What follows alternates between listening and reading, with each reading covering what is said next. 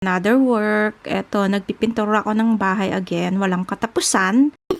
Ito medyo madami-dami, red.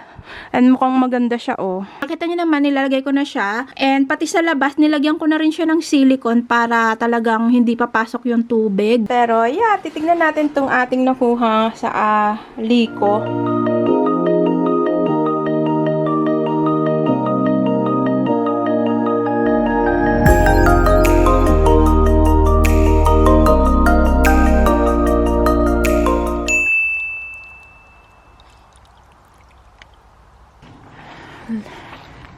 Back in the house, we just gonna put some of the stuff like yung upuan sa bahay. Tadan! Ayan. Totally wala nang what you call this? Wala nang mga dahon. Tingnan nyo naman, oh. Yung aking fountain. It's full of water na. Kapag nag-snow, I'm sure. And gusto rin kasi ng ibon talaga ang fountain. Tingnan nyo, oh, punong-puno na siya ng dahon.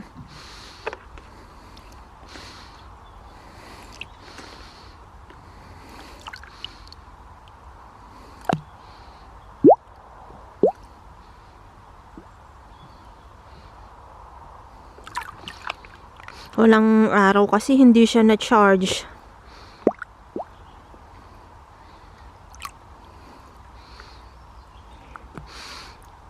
Paanohin na lang natin yan sa summer. Autumn season is now back. Ayun si pangit. Yung apple tree ko, tignan nyo. Wala na siyang dahon. Almost nothing at all. Wala nang dahon. Tingnan niyo yung bahay. Still good. I think yung paint na ginamit ko, maganda talaga siya. Tingnan nyo. It looks really still good. I think I need to paint the whole house with that paint. Oh no. Feeling ko butas dito. Ayan oh.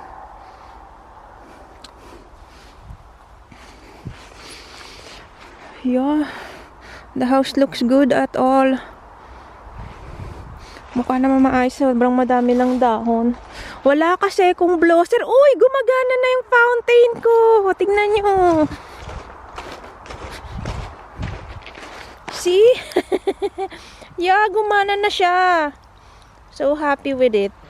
Baby Cola! The fountain is working. And si pangit kasi is look, the fountain is working.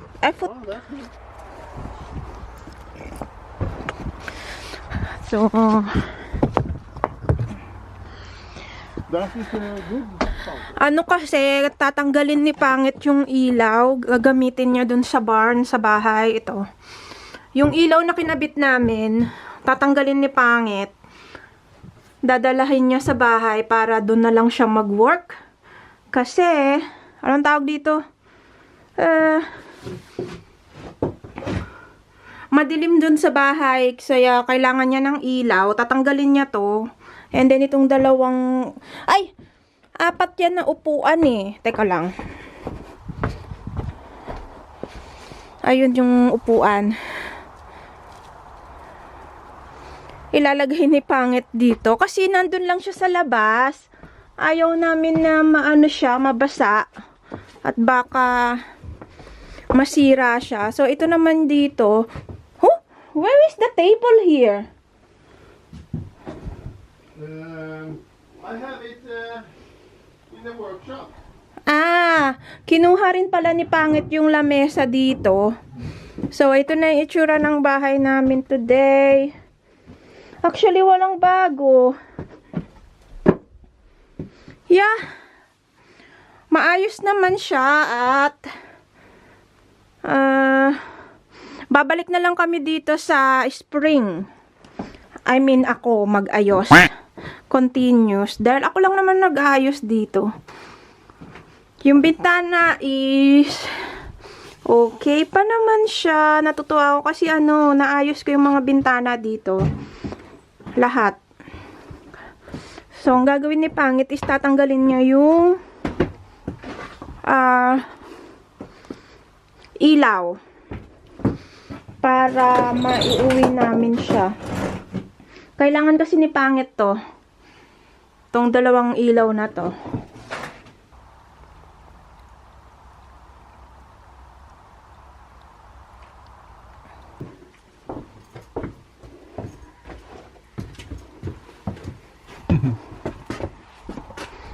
Yup. Ay. Tingnan nyo, oh. Ganito itsura niya kapag regular autumn. And kapag summer naman is, alam niya na yung itsura niya, super green. And yung tanim ko, ayan, deads na sila. Papalitan na lang namin to sa spring. And yung aking tanim dito, merong humuhukay kasi. I think squirrel lang o humuhukay ng dito. Ng aking tulip. Kasi yung tulips nandyan pa din siya. Mukhang merong tumae dito, oh. Ayan, oh. Itong aking bed. Tumatabingi na siya. Pinturahan ko na lang yan sa susunod na season. Taran! You see?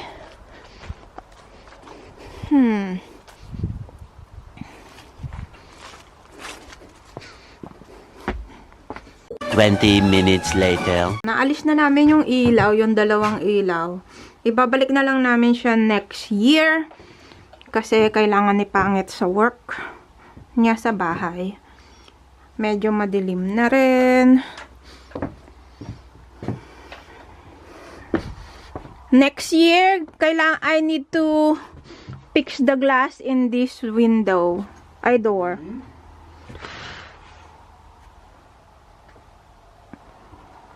Next year.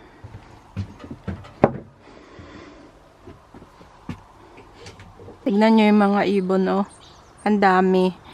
Meron kasi kami ditong bird feeder. Ayan. Ayun yung mga ibon. Nagliliparan na sila. Ayun. Nakita nyo yun, oh. Nandun.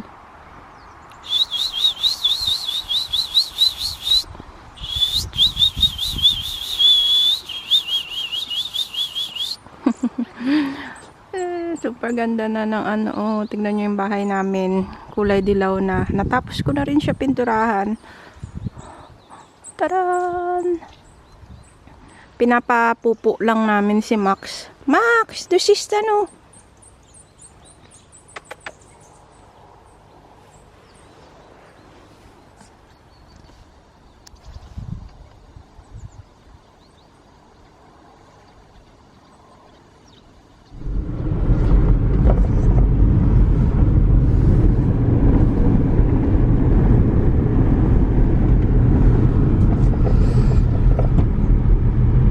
So, today is sobrang kulimlim and maulan-ulan.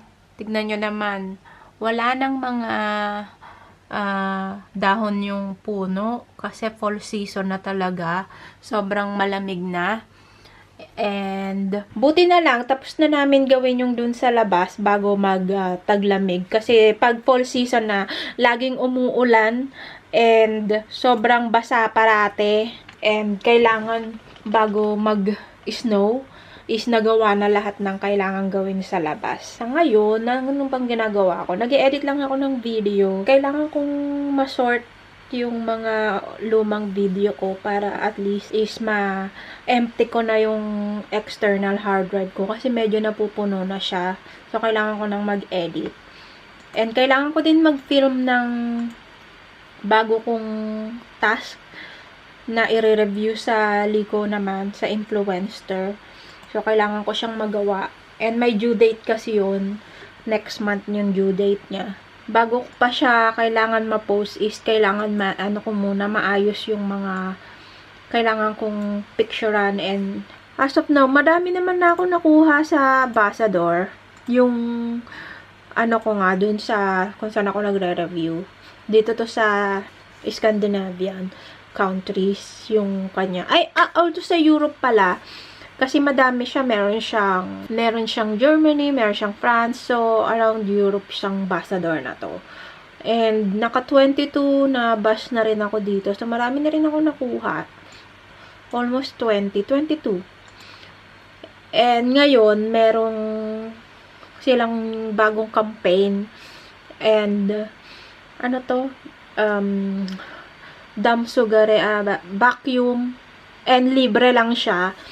Kaya lang, sobrang marami na akong gagawin. So, ayoko nang kumuha ulit. Although, pwede kong mag-apply. Kaya lang, baka hindi ko siya magawa. Kasi marami kong gagawin. Madami kong pending pa.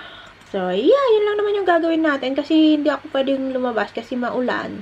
And basa, makulimlim. Wala rin na magawa sa labas. Kaya dito lang sa loob. Nag-e-edit ng mga video. Tingnan nyo naman. So, papakita ko sa inyo. Ito yung mga campaign na available. So, nakuha ko na to. Ito yung iba. Hindi ko rin naman kinukuha lahat. Kasi, kunyari, ito, hindi ko naman trip mag-review ng mga netong plastic bag. Although, bumibili rin kami niyang plastic bag na Toppits. And, itong Heinz ketchup, hindi ako nag-apply dyan kasi meron pa akong ketchup. So, ayoko naman na magdagdag kung meron pa ako, 'di ba? Hayaan ko na yung iba mag-review. Yan. And, ano pa bang kailangan ko gawin? So, ito lang naman, nag-e-edit ng video. Yan lang yung update. Ang ganda ng sunset, oh. And, nag-i-start na rin mag-frost. Kaya, malamig na. Pupunta kami ng city para lang bumili ng anong tawag dito? Donut. Kasi may pupuntahan kami ni Pangit today, and yeah, nanggaling kami sa second hand store, kaya naisipan namin na dumaan na din sa may donut. Tignan nyo ang ganda ng sunset to.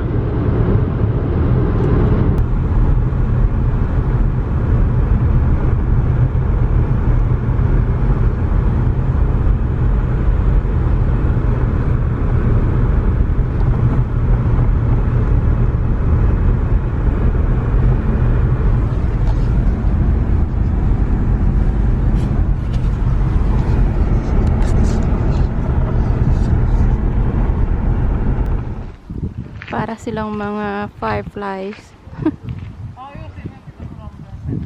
So cute.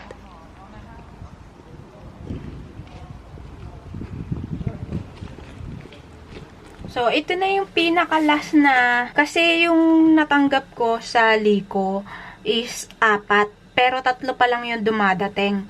And, kahapon, kinuha namin tong last na i-review ko kasi 4 yun eh. Huli tong dumating. Ewan ko kung bakit. So, tignan na lang natin. Isang piraso lang to. Dermatologica din. See? Taran! So, ganito yung ito yung i-review natin. Tignan nga natin siya kung anong itsura niya. See? Daily micro exfoliant. Yeah, it is a powder. Tingnan nyo. Ganyan siya.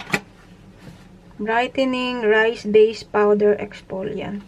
Cool to. Ito ang cool. Kasi, powder siya. So, parang, babasain mo siya sa tubig. Tapos, parang magiging paste siya. Yun yung pang, creamy paste. And then, yun yung irarab mo sa mukha mo. Cool. Kakaiba. Ngayon ko lang na tong gantong brightening rice powder. So, ganito yung itsura niya, oh. See? Para siyang asin. Cool. So, tingnan natin kung so, just like that.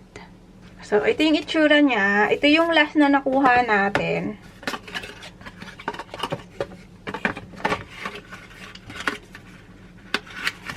And ito naman yung serum.